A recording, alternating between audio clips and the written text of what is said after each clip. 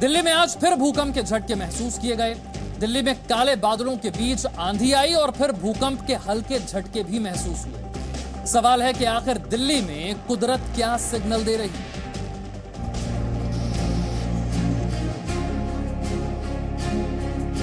दिल्ली में आज सुबह अंधेरा छा गया। काले बादलों ने दिल्ली को पूरी तरह से ढक लिया। इसके बाद आंधी आई, तेज हवाओं ने लोगों की धड़कनें बढ़ाई। मौसम का मिजाज थोड़ा सुधर ही रहा था कि अचानक लोगों को धरती हिलने का एहसास हुआ। वाकई ये भूकंप ही था। दिल्ली में भूकंप के हल्के झटके को बहुत ज्यादा लोगों ने महसूस तो नहीं किया, लेकिन भूकंप की खबर मिलने के बाद लोगों में घबराहट जरूर बढ़ गई, क्योंकि आज 1:45 बजे आए भूकंप के झटके ने दिल्ली में बड़े खतरे का सिग्नल दिया है।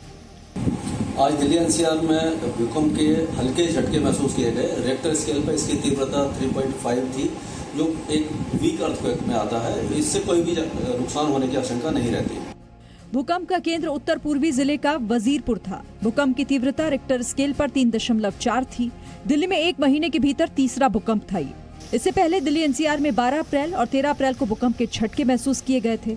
12 अप्रैल को दिल्ली और इसके आसपास शाम 5:45 पर करीब भूकंप के झटके महसूस किए गए थे। तब इसकी तीव्रता 3.5 मैग्नीट्यूड दर्ज की गई। वहीं 13 अप्रैल को आए भूकंप की तीव्रता 2.7 मैग्नीट्यूड मापी गई थी। दिल्ली एनसीआर में 3 फॉल्ट लाइन है। जहां फॉल्ट लाइन होती है वहीं पर भूकंप का एपिसेंटर बनता है। दिल्ली में भूकंप के झटके कई बार देखे गए हैं और आजकल थोड़ा सा फ्रीक्वेंसी बढ़ गई है। ये दिल्ली जो है वो 3 फॉल्ट हैं, जो यानी कि सिस्मिक प्लेट्स हैं जिनके ऊपर है। एक तो फोना फॉल्ट है, एक मोथरा फॉल्ट, एक मुरादाबाद फॉल्ट और एक हेयर पिन फॉल्ट है जो लाहौर से दिल्ली और हरिद्वार से दिल्ली तक आ रहा है। तो ये जो एक्टिव नहीं है, ये जो सिस्मिक जोन है, क्योंकि जब एक्टिव होती तो काफी ज्यादा भयानक या बड़े भूकंप आ सकते थे। वैज्ञानिकों के मुताबिक भूकंप की असली वजह टेक्टोनिकल प्लेटों में तेज हलचल है। मैक्रो सेस्मिक जोनिंग मैपिंग के मुताबिक भारत को 4 अलग अलग जोन में बांटा गया है। जोन 5 में भूकंप का सबसे ज्यादा खतरा होता है। उसके बाद जोन 4 है, जिसमें दिल्ली आती है।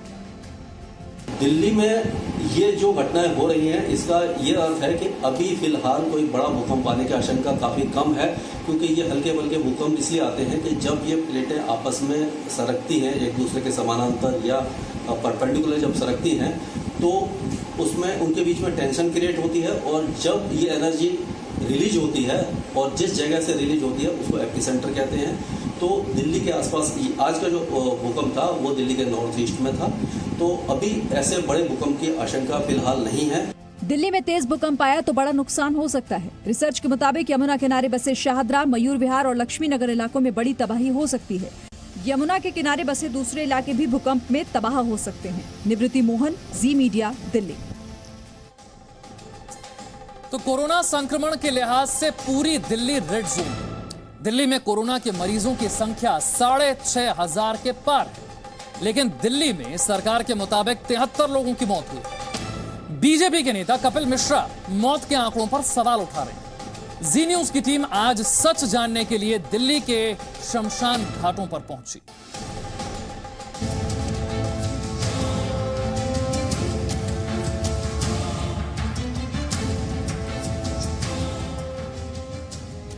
दिल्ली में कोरोना से हो रही मौतों को लेकर सियासत भी शुरू हो गई है। सवाल यह है कि अगर दिल्ली में कोरोना से सिर्फ 73 लोगों की मौत हुई तो फिर दिल्ली के निगमबोध घाट पर और पंजाबी बाग के शमशान घाट पर अंतिम संस्कार के लिए आए शवों का सच क्या है? बीजेपी के नेता कपिल मिश्रा क्या कह रहे हैं, सुनिए। और आज दिल्ली के मंत्री सत्येंद्र जैन का ये बयान कि अस्पताल मौतों का रिकॉर्ड तो भेज रहे हैं, लेकिन क्योंकि डेथ की समरी शीट नहीं है इसलिए हमने वो डाटा सार्वजनिक नहीं किया है। ये बताने के लिए काफी है कि सरकार का झूठ पकड़ा गया है। सरकार मौतों को छिपा रही है। कपिल मिश्रा के आरोपों की सच्चाई जानने के लिए जी मीडिया की टीम दिल्ली के शमशान घाट और कब्रिस्तानों तक पहुंची। अंतिम संस्कार करने वाली जगहों से हमारे संवाददाताओं को क्या आंकड़े मिले, ये पहले जान लीजिए। 3 अप्रैल से 10 मई तक निगमबोध घाट पर 155 से ज्यादा शव लाए गए जिनकी मौत कोरोना से हुई थी। पंजाबी बाग के शमशान घाट पर 72 ऐसे शव लाए गए जिनकी मौत कोरोना से हुई थी। दिल्ली के आईटीओ कब्रिस्तान में 95 ऐसे शव आए जिनकी मौत कोरोना से हुई।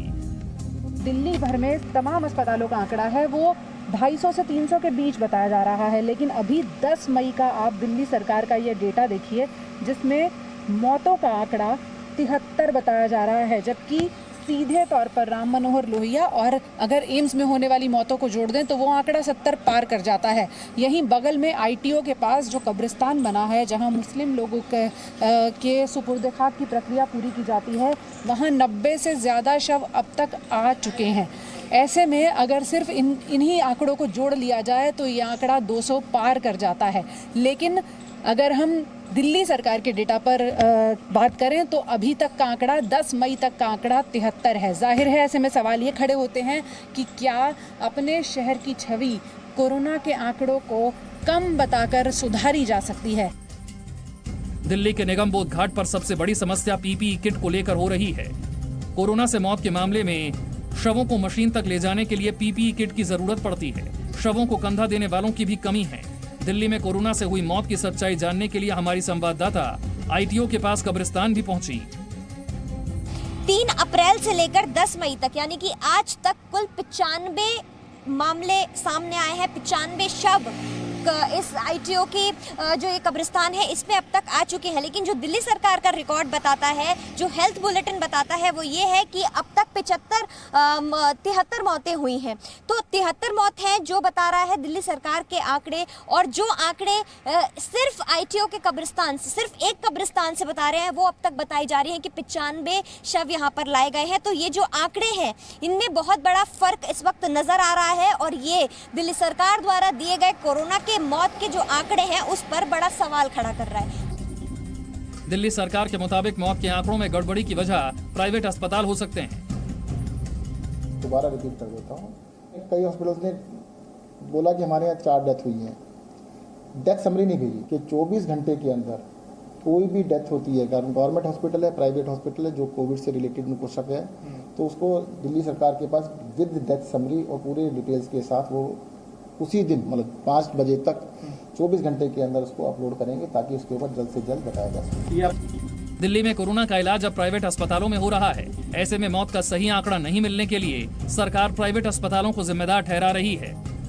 पीयूषा शर्मा के साथ पूजा मक्कड़, जी मीडिया।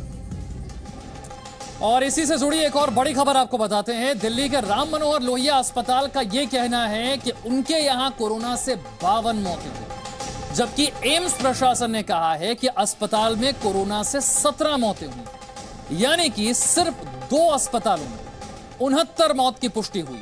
इन 2 अस्पतालों के अलावा दिल्ली में LNJP, Gangaram, Max, Apollo, Safdarjung, Rajiv Gandhi जैसे अस्पताल हैं जहां पर कोरोना मरीजों का इलाज हो रहा है। दिल्ली में अब तक सरकार ने कोरोना से 73 मौतों की पुष्टि की है। तो सवाल उठता है कि क्या बाकी अस्पतालों में कोरोना से बहुत कम मौतें हुई हैं, या फिर मौतों का रिकॉर्ड ठीक नहीं है। तो दिल्ली सरकार ने कोविड-19 अस्पतालों को आदेश दिया है कोरोना मरीजों की मौत का आंकड़ा रोज शाम 5 बजे देने के लिए यह निर्देश है। कोरोना मरीजों के मौत के आंकड़ों पर विवाद के बाद दिल्ली सरकार ने यह फैसला लिया है। सभी अस्पतालों को ईमेल से रोजाना रिपोर्ट भेजने के लिए कहा गया है। अस्पतालों के समय पर रिपोर्ट नहीं भेजने पर नाराजगी भी जताई गई।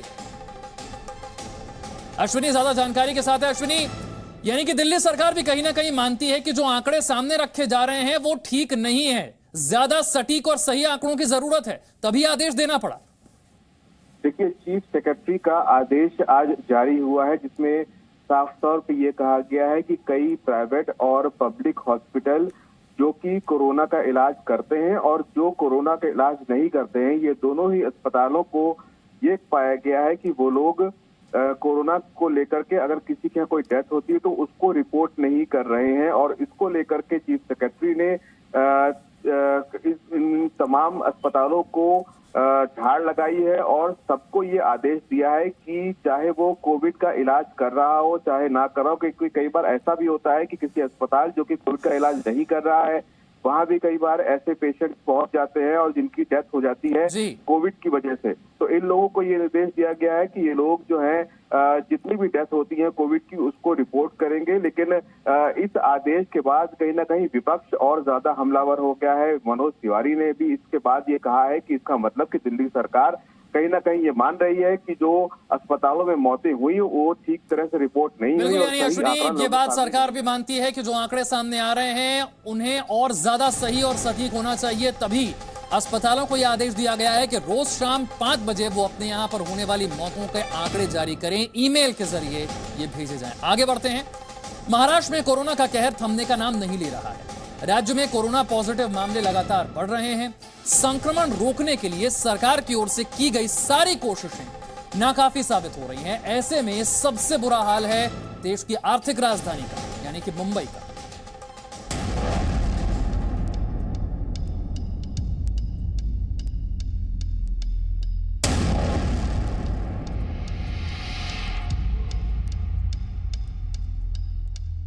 कोरोना काल में मुंबई की पहचान ही बदल गई। भारत की आर्थिक राजधानी माने जाने वाली मुंबई देश में कोरोना संक्रमण का एपिसेंटर बनती जा रही है। यहां लगातार कोरोना संक्रमण के मामले बढ़ रहे हैं और जानलेवा बीमारी को रोकने की सारी सरकारी कोशिशें नाकाफी साबित हो रही हैं। फिलहाल कभी न थमने वाली मुंबई की रफ्तार तो थम गई है, लेकिन कोरोना वायरस की तेजी पर कोई ब्रेक नहीं लग रहा। जानलेवा वायरस को लेकर जो ताजा आंकड़े सामने आए हैं वो हैरान करने वाले हैं।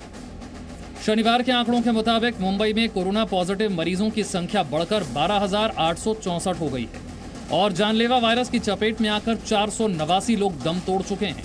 27 लोगों की मौत तो पिछले 24 घंटे में ही हुई है। मुंबई का धारावी इलाका कोरोना का हॉटस्पॉट बन गया है। धारावी में कोरोना संक्रमितों के अब तक 833 मामले सामने आ चुके हैं और एक शख्स की मौत भी हुई है। इस जानलेवा बीमारी से सबसे बड़ा खतरा उन कोरोना वॉरियर्स को है जो लगातार जानलेवा वायरस और आम लोगों की जिंदगी के बीच ढाल बनकर खड़े हुए हैं। मुंबई में एक ऐसे ही corona warrior ASI Sunil Dattatreya की जान कोरोना वायरस की वजह से चली गई।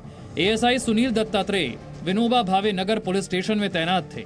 इससे पहले भी महाराष्ट्र में कई पुलिसकर्मी कोरोना वायरस का शिकार हो चुके हैं। महाराष्ट्र में अब तक 786 पुलिसकर्मी कोरोना पॉजिटिव पाए गए। इनमें से 703 एक्टिव केस हैं, जबकि 76 लोग ठीक हुए हैं।